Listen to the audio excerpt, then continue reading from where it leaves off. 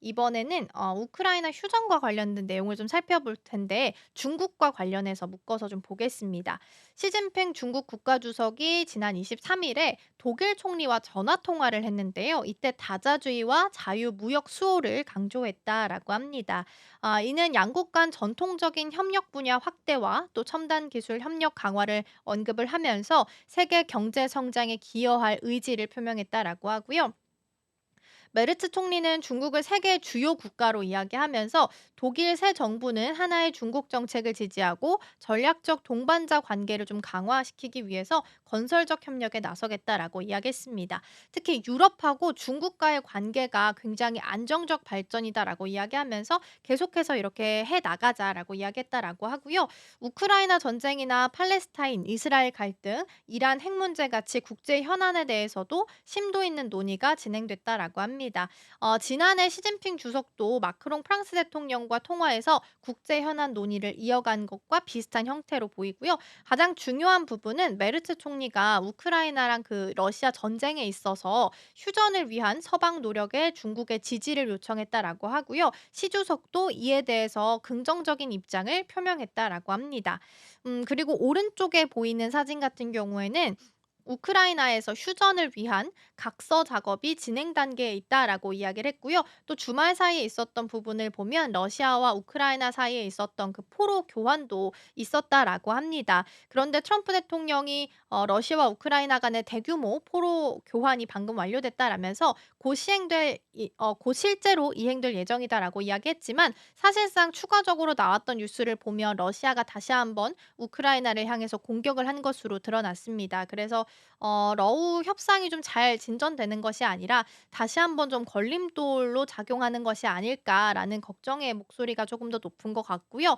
또 일각에서는 이런 휴전 협상을 하고 진짜 종전으로 가기 위해서는 혹은 휴전으로 가기 위해서는 영토를 많이 획득시키기 위해서 오히려 그 막바지에 다다랐을 때 그 전쟁의 심도가 더 깊어질 수 있다라는 시각도 있습니다. 그래서 진짜 휴전으로 가는 길목에 있는 건지도 한 번쯤 고민해 보시면 좋을 것 같고요. 그에 대한 사례로 본다면 한국 전쟁도 마찬가지로 휴전에 대한 이야기 나오기 시작했을 때 좀 더 그 강도가 높아졌다라고 하니까 이 부분도 참고해 보시면 좋겠습니다.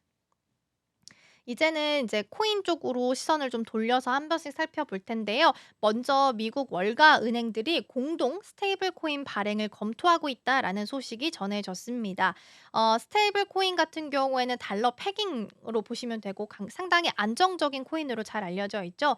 암호화폐 산업이 빠르게 성장하고 있고 경쟁도 치열해지게 되면서 이에 대한 대응 전략들이 좀 많이 나타나고 있고요. 여기 지금 같이 조인트 한다라고 기사에 써 있는 것처럼 여러 가지 큰 은행들이 같이 협력할 것으로 보입니다.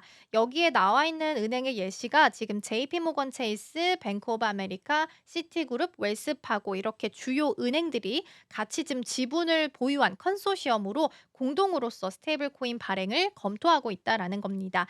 물론 이제 논의가 지금 막 시작되고 있는 거기 때문에 굉장히 초기 단계고요. 향후 미국 의회 스테이블 코인 관련해서 입법 상황이나 수요 전망에 따라서 이 결정이 바뀔 수 있다라는 부분도 체크하셔야겠습니다.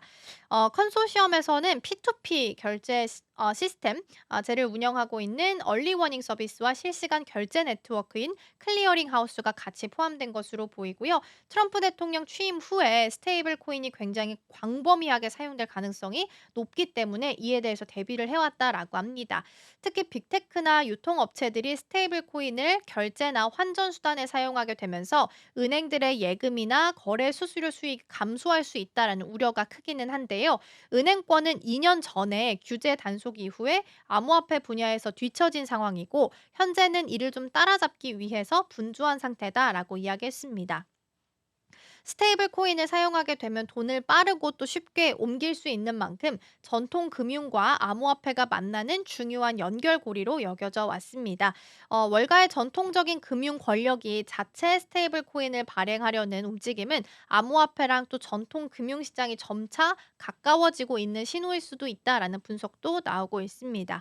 항상 이제 코인 시장이 증시와는 좀 멀리 있는 시장이라고 판단을 해왔었는데 오히려 이렇게 큰 은행들이 스테이블 코인 발행 진행을 검토한다라는 소식이 전해지게 되면서 이제 본격적으로 코인 시장 또한 투자처로서 완벽하게 인정받는 게 아니냐라는 목소리가 나오고 있다라는 부분도 함께 보시면 좋겠습니다.